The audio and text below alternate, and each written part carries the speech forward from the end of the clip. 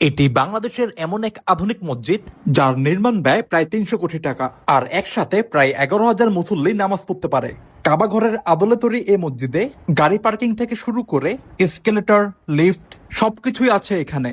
এটি মসজিদ আল মুস্তফা, যার সৌন্দর্য সবাইকেই মুগ্ধ করে। এই মসজিদে মুসল্লিদের বসার জন্য রয়েছে বিশেষ ব্যবস্থা, আর এই মসজিদের দুই পাশের দেয়াল দিয়ে সমানভাবে আলো মসজিদে প্রবেশ করতে পারে, যার কারণে দিনের বেলায় অতিরিক্ত কোনো লাইটের দরকার হয় না। এছাড়া এই মসজিদে নারীদের নামাজ পড়ার জন্য আলাদাভাবে বিশাল একটি কক্ষ আছে।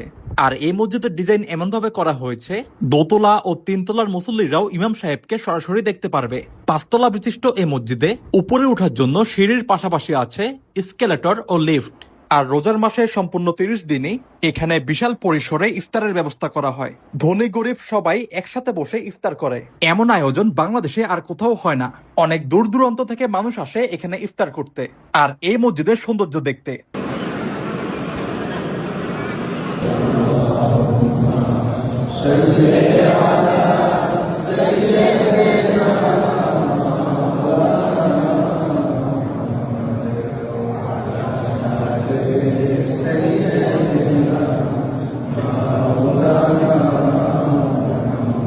এই মসজিদে আসতে হলে আপনাকে আসতে হবে নতুন বাজার, তারপর সেখান থেকে আপনারা ইউআইইউ ক্যাম্পাসের সামনেই এই মসজিদটি পেয়ে যাবেন। নতুন বাজার থেকে এই সড়কটি ১০০ ফিট মাদানী এভিনিউ নামে পরিচিত।